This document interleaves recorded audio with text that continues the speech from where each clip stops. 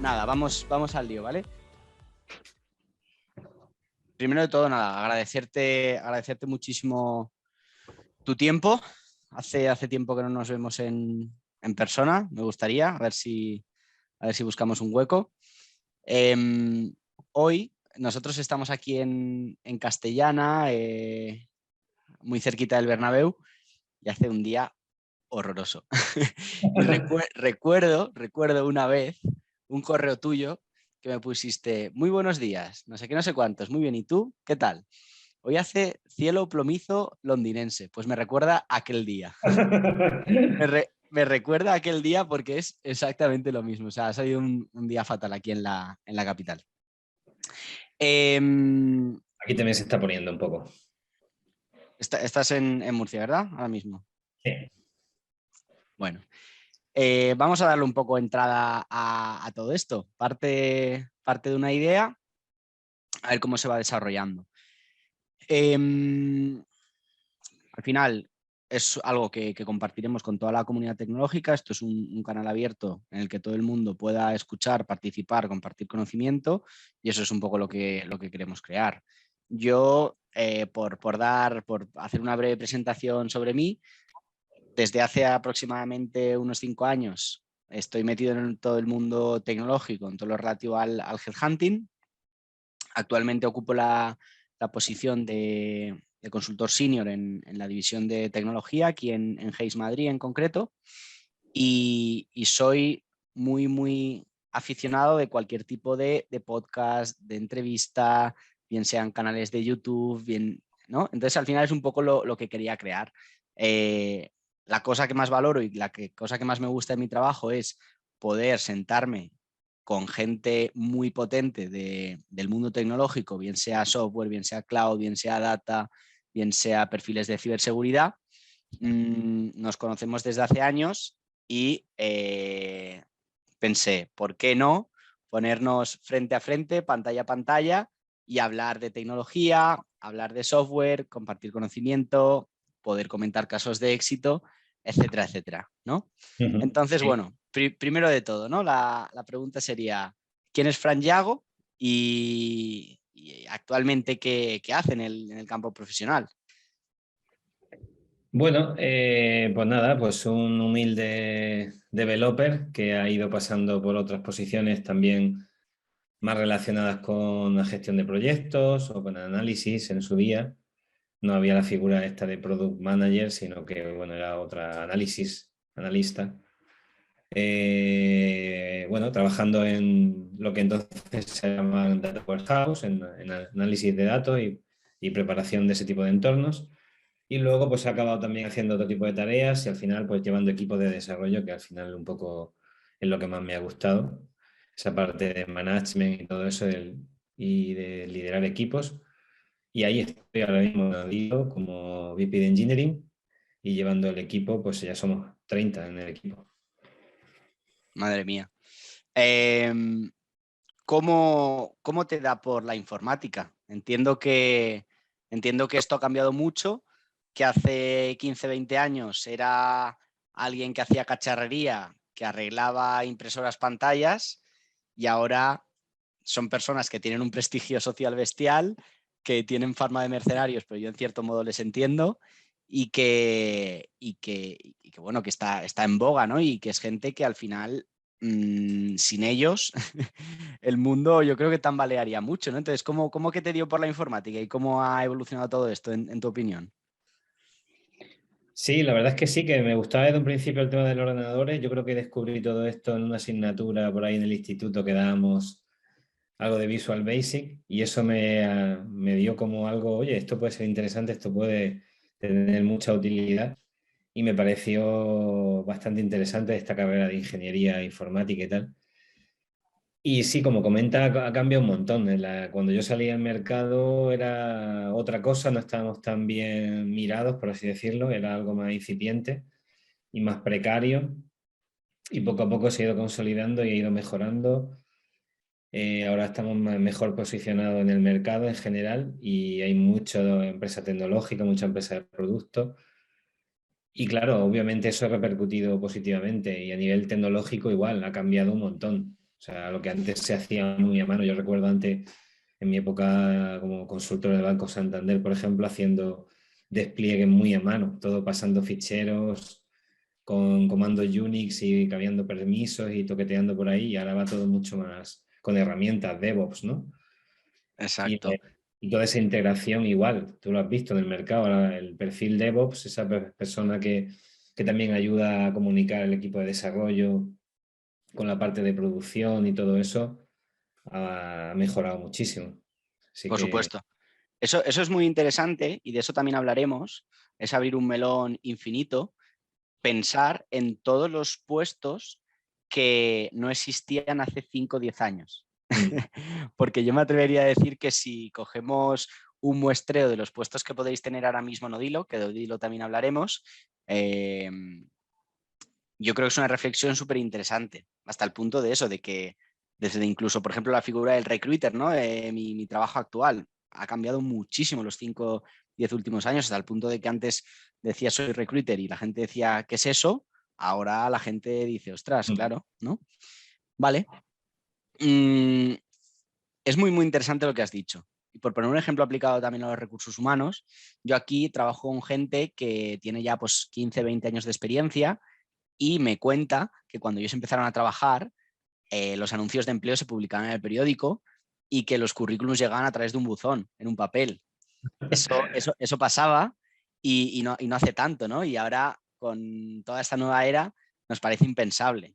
En el sentido de que ahora a mí la gente me pasa un link con 5 letras, es un GitHub, y yo se lo paso a alguien que todo me suena a chino, son letrajos como los que tienes tú detrás en tu fondo, y claro, yo no consigo saber si es bueno o malo, ¿no? Me tengo que buscar mis técnicas para identificar, ¿no?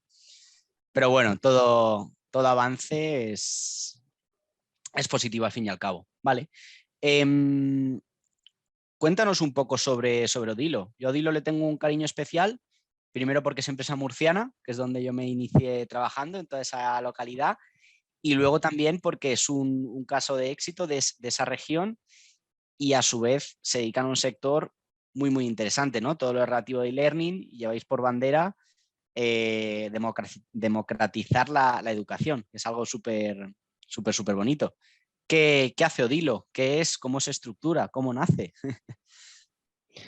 Bueno, pues lo que hacemos es una, como tú dices, una plataforma de aprendizaje y te puedes crear tu propio ecosistema de forma que sea prácticamente infinito porque no paramos de añadir contenidos nuevos. Entonces, la plataforma Odilo facilita esa plataforma tecnológica, facilita también el contenido, porque sirve de enlace también con, bueno, creo que tenemos ya cerca de 4.000 proveedores de contenido, editoriales, y ahí al final puedes tener 16 tipos diferentes de contenido, tanto podcasts, audiolibros, resúmenes, noticias, películas. Y también tenemos una plataforma que lo que permite es un aprendizaje un poco más guiado, un poco más dinámico, haciendo una especie de cursos que también se pueden utilizar, por ejemplo, en empresas como hacer onboarding. Pueden ser cursos que haces tú por tu cuenta en particular o puedes hacerlo con otra persona del equipo o con un grupo más numeroso de la empresa. Entonces puedes tener chats, hay facilidad también para hacer el seguimiento de ejercicios, tener foros para colaborar y sé un poco. Entonces, claro, la ventaja es que estas dos cosas están conectadas. Al final, todo ese contenido que hay en la biblioteca principal, en la plataforma principal, puedes llevarlo a esas experiencias de aprendizaje para llevar eso, hacer un contenido ya personalizado y que te permite ser guiado también. Vale. Entiendo que con todas estas soluciones os enfocáis al sector educación, como por ejemplo universidades, o no tienen por qué, al final puede tener alcance a cualquier tipo de empresa.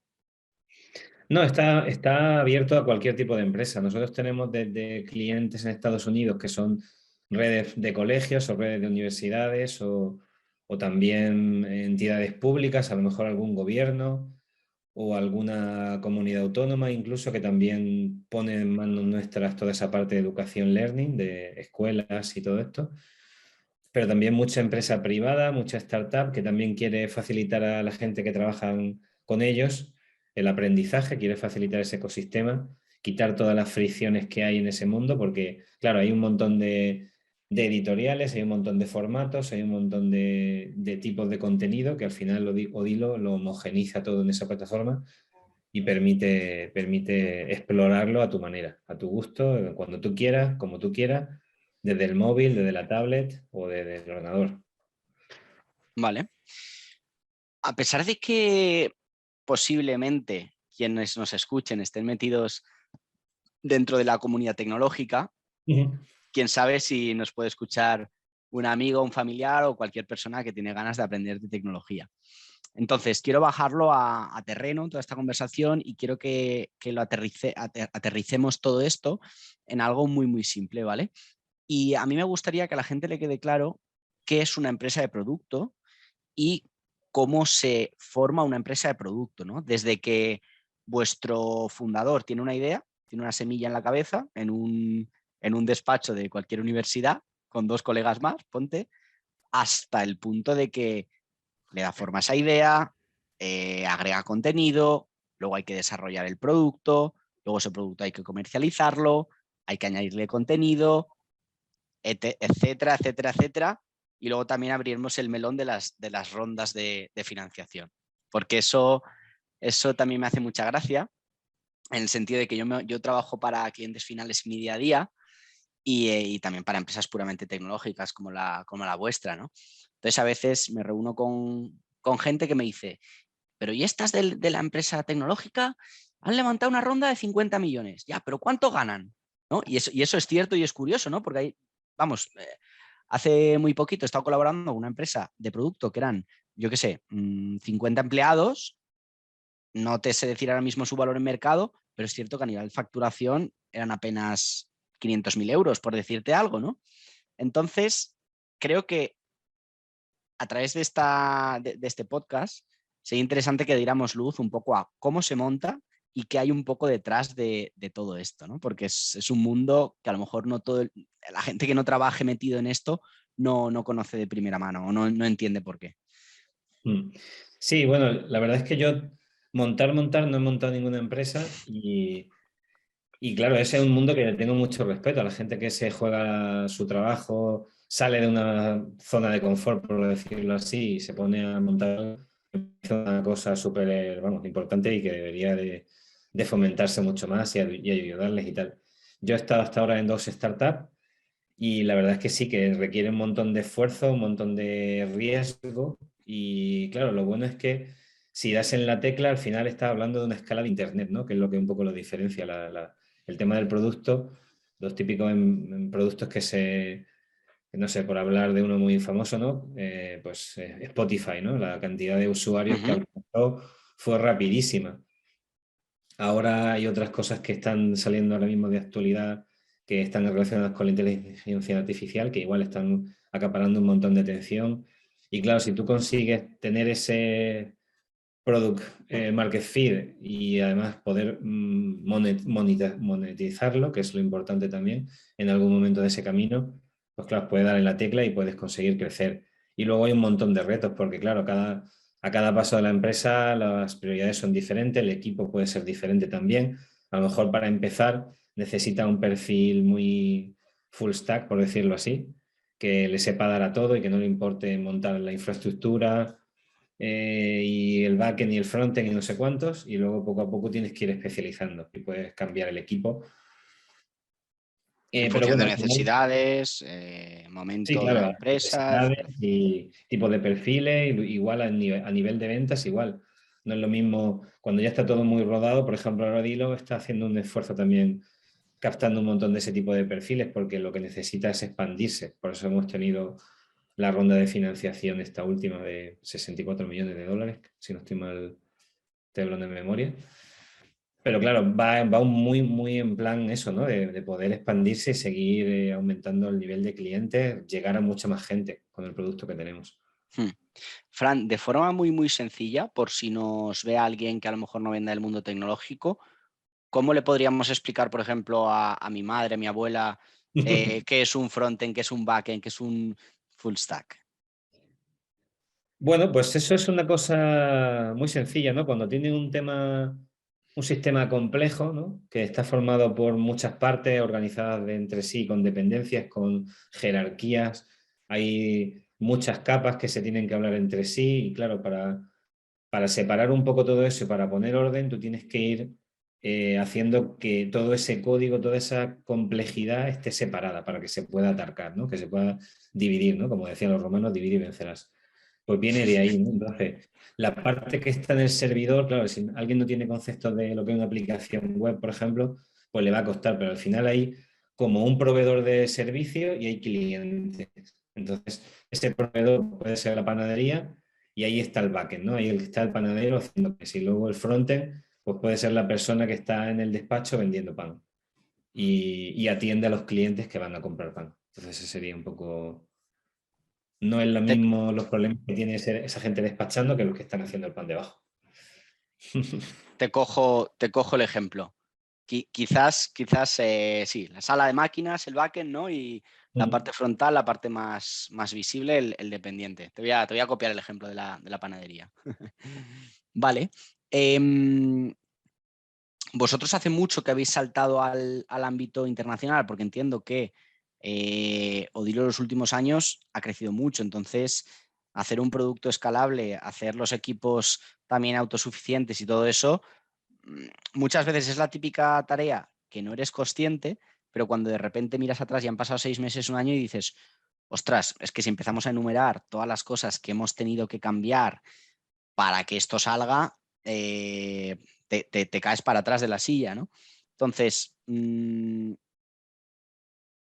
¿cómo habéis vivido estos últimos años de pasar de ser una empresa de carácter más local y que no se me malinterprete a ser una empresa vamos, que tenéis que estar ya, ¿no? Entre los 200, 300 empleados a nivel mundial y habiendo levantado 3, 4, 5 rondas gordas, a pesar de que a lo mejor nacisteis en un despachito de la Universidad de Cartagena? Bueno, Odilo, a pesar de que su producto, o sea, su oficina madre está en Cartagena, ¿no? En Murcia, ellos siempre han sido una vocación muy internacional desde el principio, porque tenían, bueno, creo que sus primeros clientes fueron en Estados Unidos, temas de bibliotecas y empezaron a moverse un poco por ahí. Y luego ya han ido explorando también otro tipo de organismos públicos, redes de bibliotecas públicas. Ese fue su camino. Así que desde un primer momento han tenido un poco esa mentalidad desde el principio. Luego ya han podido evolucionar y pivotar el producto y añadir funcionalidad y cambiar y bueno, darle mucha más modernidad, obviamente, a toda la estrategia y la parte técnica. Pero sí, empezaron ya con esa mentalidad, realmente. Vale, vale. No sé si compartes esto. A nivel empresa de producto, podemos diferenciar tres patas, es decir, necesitas la pata tecnológica, la pata de ventas y obviamente todo lo que es operaciones dentro de la empresa, ¿no? En vuestro caso, cocináis el producto en Cartagena y luego se comercializa, entiendo, por el mundo entero, ¿no? Por ese claro Sí. enfoque internacional. Ujú. Vale. Sí, la fábrica está en Cartagena, sí, sí. Aunque Vale, bueno, a ver, la oficina está en Cartagena, pero es verdad que la mayoría, o por lo menos la mitad de la gente que trabajamos en producto y tal, sí que estamos distribuidos ya por toda España. exacto. Eso es otro de los melones que quería abrir un poco más tarde. Cómo procedimentar y cómo organizar equipos distribuidos a nivel nacional e internacional. Eso me parece un retazo, enlazándolo luego con atraer, retener y fidelizar talento tecnológico. Sí que quería preguntarte, más o menos, porque habrá empresas de más tamaño, de menos tamaño, ¿cuáles son los 3, 4, 5 pilares que tiene un equipo de tecnología de una empresa de producto? Por esto me refiero, pues, parte de software, obviamente, hay que picar código, pero también hay parte cloud, hay parte de data, hay parte de ciber, tendrá que haber equipo de soporte, tendrá que haber un equipo de diseño o de digital potente. Si tuviéramos que explicarle a alguien cuál sería el punto cero y en qué punto os encontráis vosotros, por dónde tendríamos que empezar. Bueno, es verdad que puede haber ahí un montón de equipos bueno, varios flujos de trabajo que pueden venir, pues eso, de temas del cloud. Obviamente necesitas apoyarte en un cloud para, para tener escalabilidad y para tener toda esa parte asegurada, con disposición, con availability, con redundancia, todo eso. Bueno, nuestro compañero Luis Cegarra, que es un poco el que maneja toda esa parte, sí que nos está ayudando bastante, desde luego. Luego, bueno, obviamente un equipo de desarrollo necesitas poner unas bases pues más o menos sólidas de una infraestructura del software, con ese diseño, digamos, de microservicios o de otros componentes o un monolito. Un monolito puede servirte perfectamente durante un tiempo, porque al final tampoco tenemos que... Una cosa que suele pasarle a los equipos de ingeniería es que suelen hacer a veces un poco de sobreingeniería, ¿no? O tendemos a eso realmente. Nos gusta meter... Cuéntame eso. ¿Es el rizar el rizo de toda la vida o no? Eso de hacer Sí, sobre ingeniería. Quizás una filosofía más agilista, ¿no? Una filosofía de intentar hacerlo de la forma más sencilla y que sea sostenible, en algunos casos es mejor, ¿no? sí, desde luego. Una filosofía que vigile en qué estamos invirtiendo el tiempo, que vigile los costes para el objetivo que se quiere conseguir. Y luego, obviamente, siempre con un propósito y una mira a futuro. Tampoco te puedes hacer algo pues súper acoplado, súper que sea imposible, que sea una cosa viscosa, rígida, que no puedas cambiarla, que no puedas reutilizar. Eso tampoco. Pero obviamente tampoco te puedes pasar de rizar el rizo e inventarte un framework y hacerlo todo más complicado de la cuenta, porque justamente ese es el problema más grave que veo yo en el software. El exceso de complejidad añadida que le damos y que le damos no solo por voluntad, sino por que sale solo, ¿no? La entropía, colaborar, imagínate 20 personas tocando código, cambiando con distintas ideas, con distintas cosas de producto que vienen también, entonces al final se va deteriorando. Si no haces algo proactivamente para vigilarlo, se va deteriorando. Claro. No, eso también es un punto importantísimo de la organización de trabajo en las empresas de producto propio. Pero sí, bueno, por contestarte, al final necesitas obviamente una estrategia del dato. El dato es súper importante porque te da pues toda la analítica, lo que está pasando, estadísticas, puede servirte para facturar, para monitorizar lo que está pasando con tu sistema. Necesitas datos. Necesitas seguridad, obviamente, porque hoy en día hay un montón de brechas y de problemas que ocurren. uh-huh. Necesita una buena infraestructura del software en cuanto a toda la modularización, paquetería, infraestructura, componentes, cómo se hablan entre sí, más asíncrono, más síncrono, etcétera. Y luego, pues obviamente la parte de diseño también. Hay como tres organismos súper importantes, ¿no? Está ingeniería, producto y diseño. Y tienen que encontrar un punto común para que haya lo menos frustraciones posible y la máxima colaboración posible. Totalmente. A la hora de escupir líneas de código, ¿vale? Vamos a decir, yo lo que veo en las organizaciones muchas veces, o sea, esto para que lo entienda la gente, no es un VP de ingeniería diciéndole, hoy me vais a hacer 1000 líneas de código, developers, no así, ¿no? Hay un proceso detrás mucho más largo, mucho más complejo y de tener squads.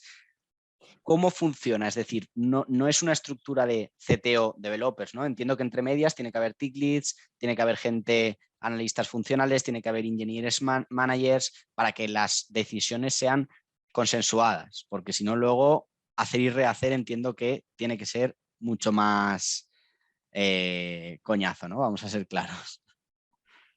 Sí, al final hay que encontrar un poco el equilibrio, pues entre tener mucho control y mucho plan y mucha planificación o dar un poco de libertad, que haya más cohesión, que sean más autónomos las personas, que puedan trabajar lo mejor posible, que no se sientan enclaustrados o muy recortados que puedan tomar decisiones técnicas, pero que tampoco eso se convierta en un gallinero, ¿no? Entonces hay que encontrar un poco el equilibrio, que es parte de lo que yo he intentado hacer aquí, por ejemplo, el ver cómo se trabajaba, ver lo que necesitaba la empresa, cómo quería funcionar la empresa, el modelo de negocio, el sector, depende también de ese tipo de cosas, ¿no? Incluso el software, no es lo mismo, pues, no sé,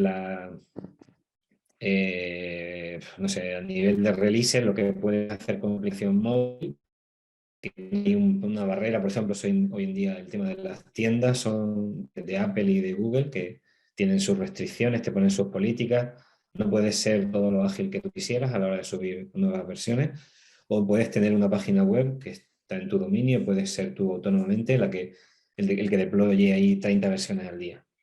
Esto eso hay que tenerlo en cuenta. Y bueno, pues sí, desde luego que hay que equiparar un poco, siguiendo esa ley de Conway que hay por ahí, ¿no? Que dice que los equipos, tal y como están organizados y cómo se hablan los equipos, así sale el software, ¿no? Si tú tienes un equipo que está muy centralizado y muy colocado en un solo sitio, pues tenderá a hacer un monolito probablemente. La arquitectura será así. Pero si tienes más una organización de equipos ya más distribuida, con diferentes dominios donde trabajan en partes del problema, ¿no? Partes de la aplicación o partes del dominio, como quieras decirlo, pues seguramente ya te va a salir una arquitectura mucho más modular y se van a hablar de una forma más asíncrona también. Eso va a permitir el crecimiento. Ujú. Yo lo que detecto también en los equipos es que muchas veces el developer mira sobre todo su código, el framework que es ahora mismo trendy, hay que refactorizar, hay que hacer, y a lo mejor el engineer manager, el team lead o el CTO en cuestión, el VP de ingeniería, es un poco el que tiene esa visión de negocio, que anteriormente ha sido developer, que ha hecho también consultoría estratégica, y acabas, ¿no?, convenciendo de mmm, que no hay una solución mejor que otra, ¿no?, sino que es una solución compartida y en cada momento, y que luego todo obviamente se puede cambiar y demás. Yo creo que muchas veces el reto está ahí, ¿no? En convencer Sí, a ese ingeniero de que lo que necesitamos es esto. ¿Vale? sí, desde Vale. luego, no hay que volverse loco con el tema de los frameworks y de eso. Va relacionado con lo de antes, ¿no? Lo de sobre ingeniería, el querer probar todo lo nuevo porque sí, porque es nuevo. Pues sí, obviamente te puede resolver la solución, pero si tú estás bien con determinado framework que te permite hacer lo que necesitas muy bien y a coste razonable, ¿sabes? Tampoco hay que cambiarlo porque sí. Vale, perfecto. Em, tenía preparada una pregunta, no sé si te voy a pillar un poco aquí, es si nos podías recomendar algún libro, ¿vale? Para gente interesada en todo lo que tú haces, management, gestión de equipos, software propio, que les pueda abrir la mente o que les pueda diseñar el camino, algo que a ti te haya servido en el pasado y a lo mejor pues típicos libros que dices, ostras, si me hubiera leído esto hace 3 5 años, hubiera tomado a lo mejor mejores decisiones, ¿no? ¿Tienes alguno por ahí en mente? Sí, yo creo que tengo tres libros de cabecera sobre todo. Uno es el Clean Code, que es el famoso de Robert Martin. Ese va muy de, porque al final tú tienes que entender un poco de código, ¿no? Tienes que saber cuál es la forma correcta de trabajar, porque el código importa bastante, no solo que funcione de cualquier manera, sino que hay mucho más detrás. Luego hay un equipo que es un libro que se llama Team Topologies, que también va muy relacionado con la organización de equipos. Ese es un equipo, lo tenemos en Odilo, por ejemplo, dentro de nuestra colección y de vez en cuando lo O consulto y sea, tal. entiendo que vosotros como empleados de Odilo, al Odilo, al ofrecer una especie de biblioteca digital, como empleados de Odilo tenéis libros ilimitados, ¿no? Sí, sí, sí, la verdad es que sí, nuestra solución se llama Odilofi, es Odilo for You y yo lo utilizo bastante para consultar cosas y sí, la verdad es que suelo pedir ahí que se vayan comprando cosillas nuevas y tal. Qué bueno. Y faltaría uno más, ¿verdad? Habías dicho Y uno tres. más sería, pues, a ver, sí, este de feedback, que también es una parte importante, que se llama Radical Candor, que es un libro que va un poco de cómo dar feedback, digamos que no sea, bueno, por hacer un resumen muy burdo, de no hacer el típico sándwich, ¿no?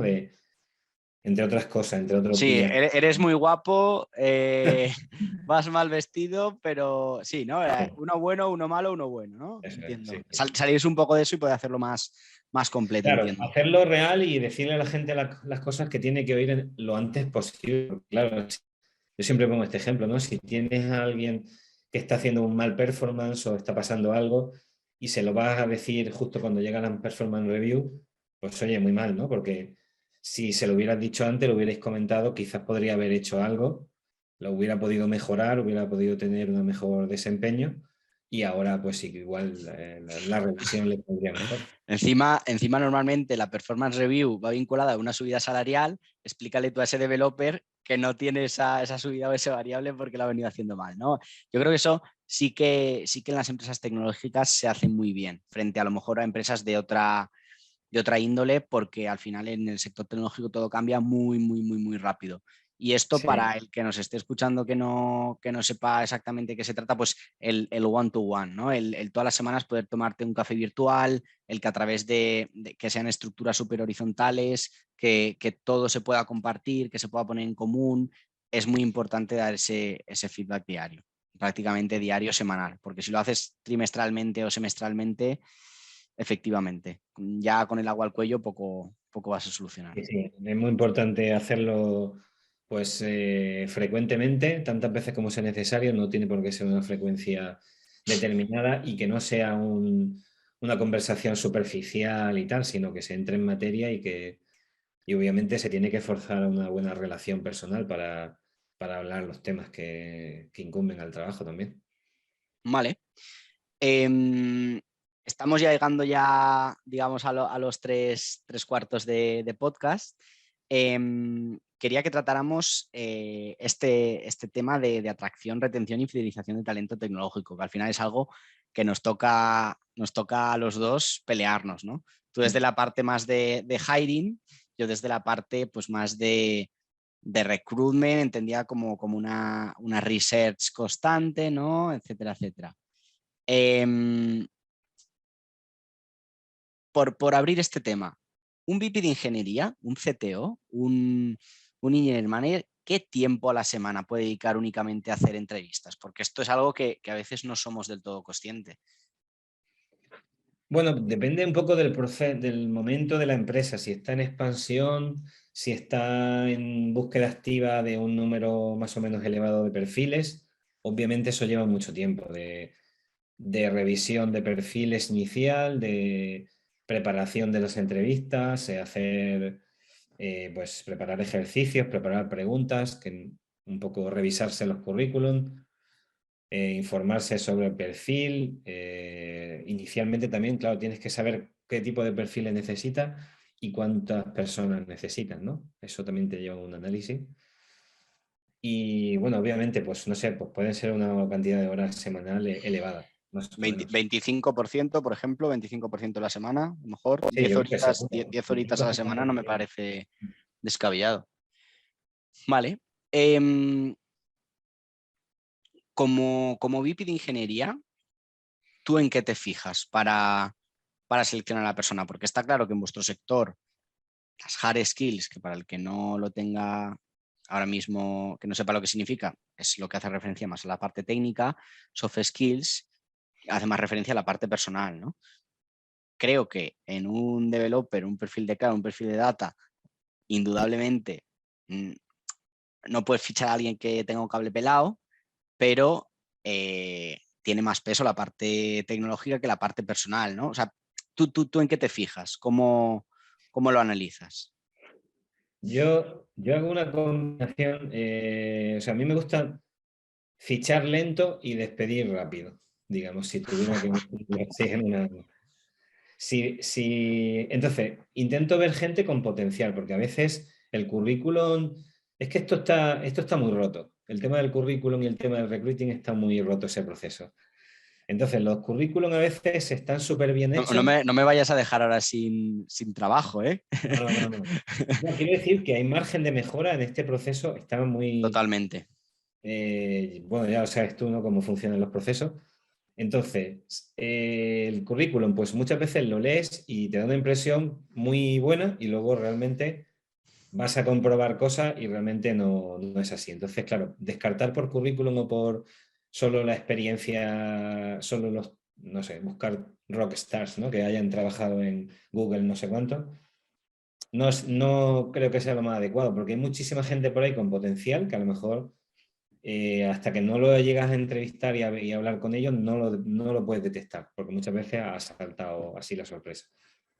Exacto. Entonces, yo me fijo en el potencial de la gente, en que tenga unas bases técnicas adecuadas y que tenga curiosidad, que haya demostrado curiosidad para ir mejorando, que tenga afán de mejorar y quizás a lo mejor conceptos no los tiene 100% todos súper claros o no ha tenido la fortuna de haber podido hacer cursos o de haber usado patrones o lo que sea, pero sin embargo tiene ahí algo que sí, que te dice que podría llevar a hacerlo. Entonces, le puedo dar una oportunidad. Depende también el tipo de perfil, si es más junior o es super senior. Claro, la fase del proyecto, si tienes una estructura madura, al final los seniors pueden ir formando a los juniors mid, ¿no? Y ir un poco estabilizándolos. Si tienes un incendio en la casa, pues necesitas Claro, a ese crack. Y coincido contigo, ¿eh? Porque al final fichar al Rockstar, primero que no puedes llenar un equipo de Rockstar.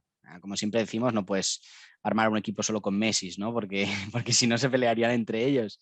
Y al final el Rockstar, desde mi punto de vista, no tiene tanta gracia. O sea, es ir a tocar esas 5 empresas que tiene gente muy, muy buena y tirar de cheque, ¿no? Porque ¿no? La complejidad es ese perfil que detectas y luego que normalmente son perfiles mucho más comprometidos donde la vida útil de ese candidato en la empresa es superior. Porque otra cosa es de las que estamos hablando de cómo atraer, pero también quería preguntarte cómo fidelizar, ¿no? Porque claro. eh, creo que son 2 puntos que preocupan casi por igual a las organizaciones. Es de dónde lo saco y cómo lo hago para que sea embajador de mi marca, esté fidelizado y permanezca en la compañía y a mí me permita crear una pirámide y sobre eso crecer, ¿no? En ese sentido, ¿cómo lo haces? ¿No? Porque yo incluso también en mi sector muchas veces, mira que me tomo cafés, mira que almuerzo, mira que me sé la vida privada de toda la gente que tiene mi equipo y aún así hay veces que te llama la competencia y la gente te dice, mira, es que no puedo rechazarlo, ¿no? Incluso sobre todo ahora que se están rompiendo las barreras del remoto, no solo a nivel nacional, sino a nivel internacional. Yo muchas veces trabajo con clientes que me dicen, oye, he abierto el rol en Londres, en Berlín y en Madrid. No tengo preferencia por el sitio. Y luego se ríen y dicen, hombre, pues 1 en Madrid me puede costar como 2 en Berlín o 2 en Londres, ¿no? Entonces, ¿cómo se lucha frente a eso? O sea, os estrujáis el cerebro ahí a muerte, entiendo que son políticas agresivas por un lado, pero es jugar con la motivación intrínseca y extrínseca, ¿no? De la persona, al fin y al cabo. Sí.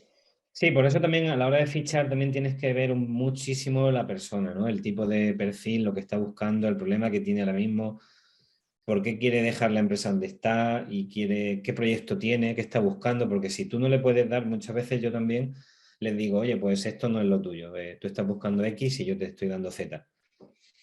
Entonces también intento redirigirlos para otro sitio. Pero desde luego que cuando veo a alguien interesante sí que, oye, pues tenemos, pues no sé, una flexibilidad horaria también, por ejemplo.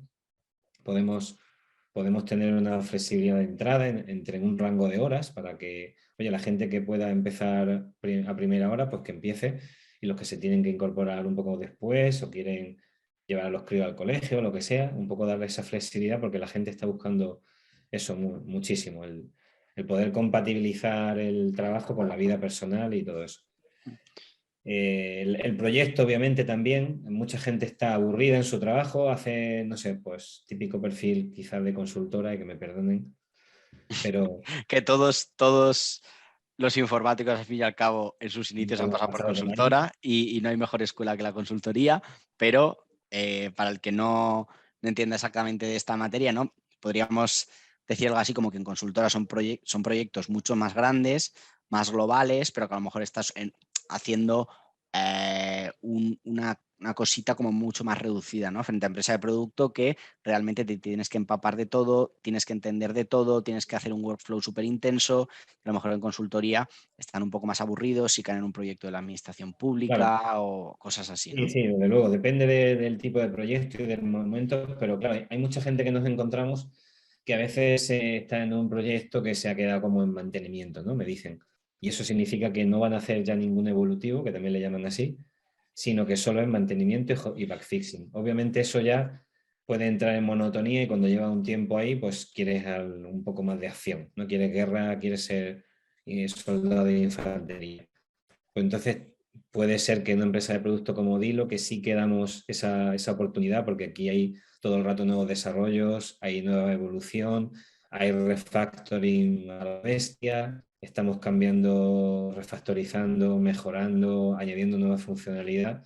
Te damos también la oportunidad de poder participar en muchísimo en toda la parte de diseño técnico, que no tenemos perfiles y hay una arquitectura, una jerarquía, ¿no? Dentro del equipo que comentábamos de Engineering Manager y todo esto, pero dentro de eso hay bastante oportunidad para que si alguien sabe de un framework, alguien sabe de una librería, alguien tiene una idea para hacer algo y es viable, se le da la oportunidad de presentarla y de participar en esa parte. Entonces, claro, si quieres crecer como ingeniero, eso es una cosa interesante que estás buscando. Entonces eso al final te hace retener a la larga esa participación en todo ese proceso técnico, esa contarle un poco a dónde queremos estar en un año o dos, esa evolución, que sepan un poco la estrategia y a dónde vamos a medio y largo plazo, les hace también ser partícipe y le hace estar cómodo y contento. O sea, por un lado, flexibilidad horaria, por otro lado, política de remoto, por otro lado, tener un proyecto ambicioso vinculado generalmente a unas tecnologías potentes Mm. y, en último lugar, pero no menos importante, la pasta, ¿no? Al fin y al cabo, también las empresas creo que le están dando una vuelta y están intentando homogeneizar salarios siempre que se pueda a nivel nacional, como mínimo, ¿no? Porque al final nos encontramos que un buen informático en un pueblo escondido en Cuenca y que me perdone Cuenca, de 3.000 habitantes puede estar ganando igual que alguien que viva aquí en Castellana, ¿no? O sea, al final eso hemos conseguido que se homogeneice a nivel nacional. Sí, sí, sí, sí, totalmente. En este sentido es estar muy encima, poder plantear revisiones constantes en base a performance, tener, ¿no? Incentivos del estilo, pues pagar certificaciones, pagar algunos cursos. Sí, Exacto. sí, Yo en ese, eso también lo hacemos, hacer certificaciones, hacer cursos, hacer formación, todo eso obviamente forma parte de todo lo que la mayoría también buscan, obviamente estar en el candelero a nivel técnico es importante. Exacto, exacto. Nosotros desde hace ya unos años decimos que ha habido un cambio de paradigma y que al final es el informático el que decide dónde quiere trabajar y no al revés. A lo mejor Mm. puedes decidir tú con quién te quedas, con perfiles muy, muy junior, pero por lo general, no. Vale. Ya para ir finalizando, quería preguntarte, sobre el mundo del headhunting, ¿no? ¿Qué opinión te merece? Porque entiendo que vosotros tendréis recursos propios, publicaréis en vuestra web, publicaréis en diferentes canales, tendréis un equipo de recruitment potente, incluso tú a lo mejor a través de referencias, ¿no? Porque llevas mucho tiempo en el mercado, conseguirás atraer talento, pero hoy en día la mayoría de empresas de producto se tienen que apoyar en headhunters, ¿no? Que les ayuden y les echen una mano ahí. ¿Qué opinión tienes de ellos? Porque muchas veces es controvertida. Te hacen una selección buenas unos cracks, la lían una vez, ya se les pone la cruz y adiós, ¿no? No, a mí me gusta, o sea, necesitamos los headhunters y hay que darle su posición y su cariño a ese perfil y a ese tipo de negocio, a esa empresa, porque obviamente resuelve un problema que hay, ¿no? Que es encontrar gente que las empresas necesitan. Entonces, yo cuando veo gente que se queja de que le han pasado por LinkedIn una oferta de PHP y él no sabe nada de PHP, pues vale, puede ser que, oye, mejor que quizás se hubiera mirado eso, pero es que a lo mejor ha comprado una campaña de estas de LinkedIn, ¿no? Que bombardea. Y yo entiendo que eso también está generando, pues eso, que al final en LinkedIn, por ejemplo, haya mucho ruido, haya mucho movimiento, mucha oportunidad, mucha tal, pero que al final hay un montón de rechazos y de ruido, ¿no? De dinero que se tira por la ventana y tiempo. Entonces, es normal que haya alguna queja, pero creo que, vamos, si yo fuera developer, pues no estaría, no me importaría. Prefiero eso que no la situación inversa, ¿no? Que no tenga mercado, que pase como en otra ingeniería o en otras ramas laborales, que, bueno, se tienen que buscar la vida en otro sector, quizás, incluso. Exacto. Entonces, por clarificar, por un lado, ves la figura del headhunter como completamente necesaria porque al final cubre una necesidad que tienen las empresas, y por otro lado, has puesto encima de la mesa esa actitud que tiene muchas veces el informático de ya me están mareando estos, o mira, programo con Java y me han ofrecido algo de JavaScript, no tienen ni idea, ¿no? Creo que ahí la tarea es doble, ¿eh? El headhunter debe estudiar más y el informático creo que tiene que ser un poco más cordial, porque al final estamos hablando de tener preparado un mensaje copy-paste con lo que puedes buscar de cara a futuro y quedar muy, muy bien. Y no perder de vista que esto es un mundo muy pequeño y que a lo mejor algún día necesitas de la ayuda de ese headhunting porque en algún momento tiene que cambiar o explotar la burbuja tecnológica, ¿no? Creo que ahora es el momento del software a tope, pero empiezan a haber tendencias como data, como todo lo relativo a la inteligencia artificial, que está, que está apretando mucho. Sí, sí, y además que también, oye, yo por ejemplo cuando empecé, no me acuerdo, la primera tecnología era una cosa un poco legacy, luego pasé a hacer Oracle Reports y Oracle Forms para hacer un RP, digamos, con tecnología Oracle y base de datos Oracle. Entonces, eso no era algo muy común en España, no había muchísimo porque Oracle en general es caro. Pero yo tenía miedo de quedarme anquilosado, digamos, ya estaba con esa preocupación también en ese momento.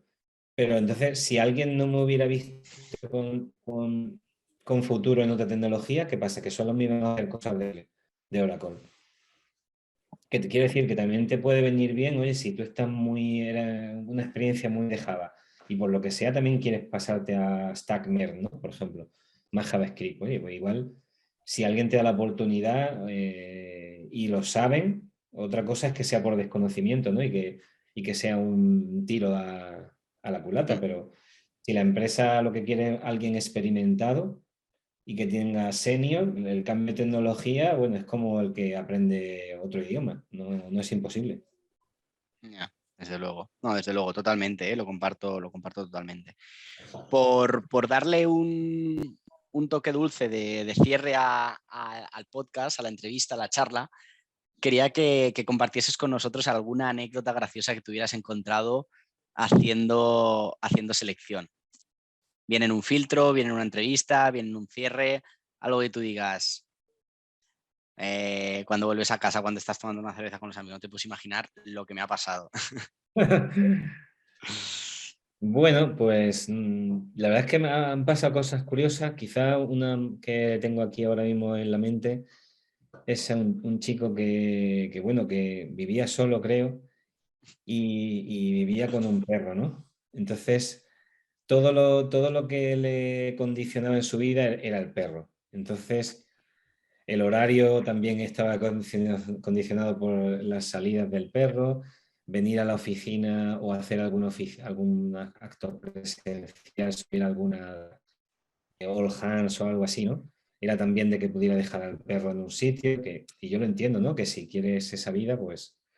Pero me pareció muy curioso, ¿no? El tener esa dependencia y digo yo, eso falta que el perro también le ayude a, a lograr la programación.